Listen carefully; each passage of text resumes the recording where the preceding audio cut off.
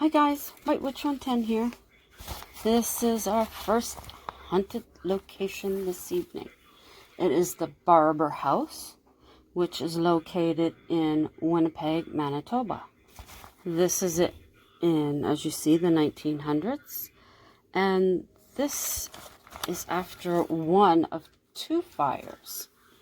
The house was built in 1862.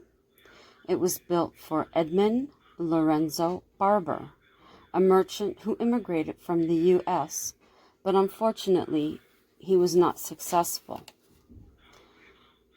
He married Barbara Logan, daughter of a successful businessman from Scotland. Edmund died in 1909. His daughter lived in the house until her death in the 1960s. The house was rented out from the 1960s till 1974. It was then taken over by the city. The home had deteriorated badly from 1986 to 1988. $160,000 was used to restore it. In 1993, the house was damaged by an arson fire. In the year 2000, the building was reported sound enough to restore. But in 2010, it caught fire again. $270,000 were funded by the federal government to restore it. It now serves as North Point Douglas Seniors Association. Voices have been heard within the building, and strange lights and a mist have been reported on the property. And also, spirits have been seen within the house and the grounds. Okay, our next location is the Diefenbunker in Carp, Ontario. The bunker was commissioned in 1959 by the then Prime Minister John Diefenbaker due to the tensions in the Cold War. It was meant to house the government and military during a nuclear attack. They would be able to function safely for 30 days within the bunker. It was known as Central Emergency Government Headquarters. It was built as top secret under the code Project Emergency Army Signals Establishment. That's a mouthful. Former Montgomery Farm was chosen as the site. It is located near Ottawa and is 75 feet underground. It was designed and engineered by Foundation Company of Canada. It contains 32,000 cubic yards of hand-poured concrete and 5,000 tons of steel. It can withstand a 5 megaton blast from 1.8 kilometers away. It was completed in 1961 and was decommissioned in 1994. It was also used as Canadian Forces station housing 100 to 150 people on a 24-hour rotation. There were enough supplies to feed 535 people for 30 days. In 1994, it was designated a National Historic Site and has now been a museum since 1997. There is a 3D tour offered online. There is a Prime Minister Suite, War Cabinet Room, CBC Radio Studio, Bank of Canada Vault, an Emergency Government Situation Center within the bunker. July 2006, a visitor in a room showing the construction heard someone whisper in his ear. There is one room that has never been opened, even though there is a skeleton key for it. And each fall, the Haunted Walk of Ottawa hosts Incident at the Bunker, a zombie adventure. It is also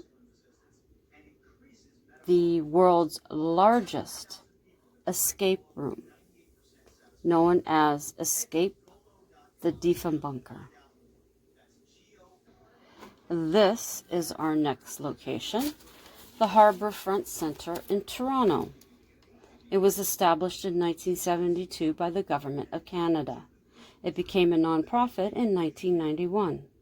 It can seat 2,000 people and hosts 12 million visitors a year.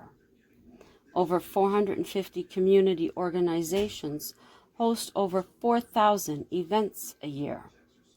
In 1978, it hosted a children's camp, and in 1985, Cirque du Soleil performed here.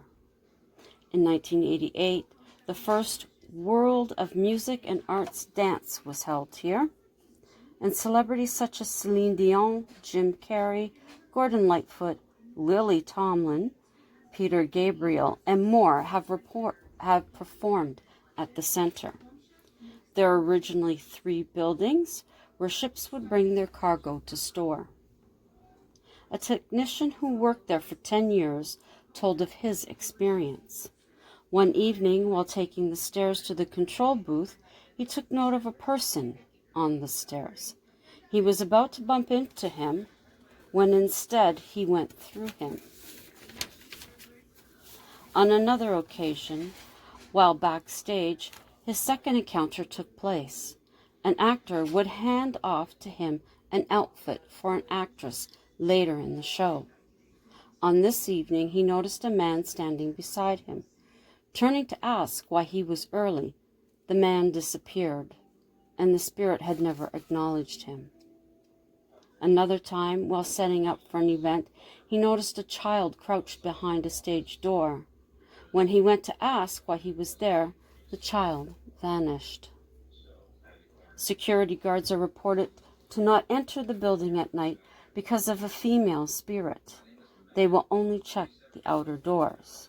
But one brave guard did check the inside of the center at 4 a.m.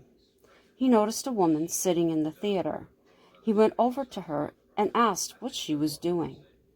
The woman turned, then asked when the next show was, before disappearing. Next, we're going to be talking about this gentleman. This is Mr. George Brown, and we're going to be speaking about his home. I have visited this place when they had doors open in Toronto. That's the inside. Very grand place. That is for sure. Wouldn't you love to have that bathroom? Woohoo. No, I'd like that one. I like the tub. Okay, this house was also featured on a Canadian program called Ghost Trackers. And that's an older photo of it from the Toronto Public Library. And here, oh, look at that. Distracted. Isn't that beautiful? I wonder if I can make this bigger. There you go. Gorgeous. Look at that chandelier. Okay. So we will... Oh, hang on. There, that's a photo of the outside of the home.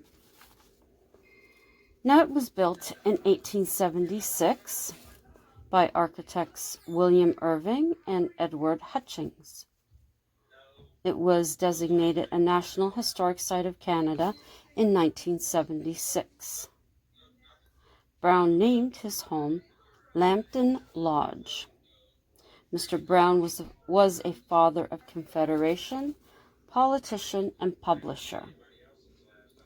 Mr. Brown died in the house in 1880. He was shot in the leg by a disgruntled employee at the Globe, which was the newspaper that he published. Yes, which he founded, and his leg became infected, causing his death. From 1889 to 1916, Duncan Colson, his wife Eliza, and their 3 children lived in the house. Duncan was president of the Bank of Toronto. When Duncan passed away, the Canadian National Institute for the Blind took over the house in 1920. It was used as an office until 1956. The home was restored in 1989. Archaeological digs of the property from 1987 to 88 found 5,000 artifacts. Among them were a silver ring, an amber bead, and a St. George penny from the 1850s. Now, at the main fireplace, people feel they are being watched, and at other times grabbed or touched.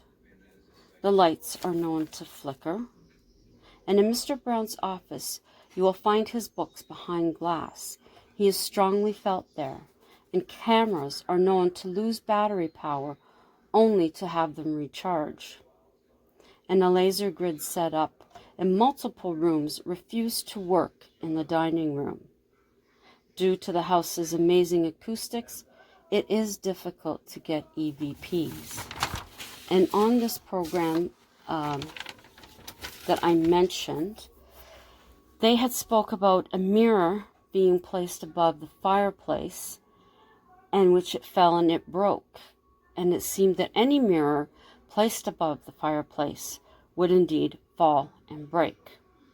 Now, I cannot recall on my visit to the home if there was one above it or not. I can't 100% say there was. So now, hang on for the next installment of the story. Okay, the next installment. The family is gathering in the sky above. The creature states, its arms outstretched to the sky. From above, invisible beings make landing. A haze lifts as they achieve touchdown. Grunts of welcome ring through the air. Salutations, kinfolk. The night ripens before us. Feast among one another. The bounty is here. It extends its arms out to either side. The unseen banquet is ingested.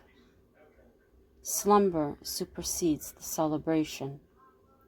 While the cryptids rest, Jerry embraces the sense of ease to attempt to connect once more. The moment his thoughts reach out to the creature, it launches its fist into the air. You will never know until the moment. It is sent on the wind to Jerry's ear. Clara foresaw the altercation and a snippet of what was to come. Jerry grabbed hold of Clara's arm. He understood the expression on her face. What did you see? It wasn't clear, but I know there is more of them, she tells him. How many more? Clara turns to face him. She takes a deep breath. At least 20. 20? My God, how are we going to handle this? Jerry wants to know. Joshua, he'll help us. How? I'm not sure, but he said we would do it together. But Clara had not felt Josh around her in a while. Desperately, she sent out to his energy alone to come to them. A clap of thunder on a clear night startled them both. Once again, the neighborhood awoke. Parents checked on their children. Once again, their fear of the unknown looking on the other side of the glass. That's it for this evening. Hope you enjoyed that. No crafting tonight. I started this little box, but I like the top, but that's about it. So no crafting this evening. I gotta just cleanse it. Let the ideas form more better and more cohesive. As always, thank you to my loyals for coming. Greatly appreciated. Love you all very much. To those of you just passing through, take time to check out some of the other videos I have. You may find something of interest to you. If you do, consider giving it a thumbs up. Drop me a comment. Share any of them out that you think maybe someone else might be interested in. Consider subscribing while you're here. And if you do, don't forget to click on that notification bell so that you'll know the next time I upload. So, as always, until the next time. Oh, I almost forgot.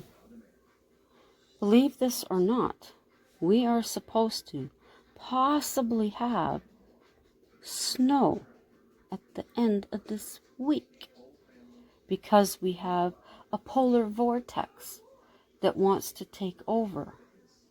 This is May. The tulips are coming up. The buds are on the trees. This is disgusting. But anyways, as always, have a great day tomorrow. Have a great rest of the evening. And ciao for now.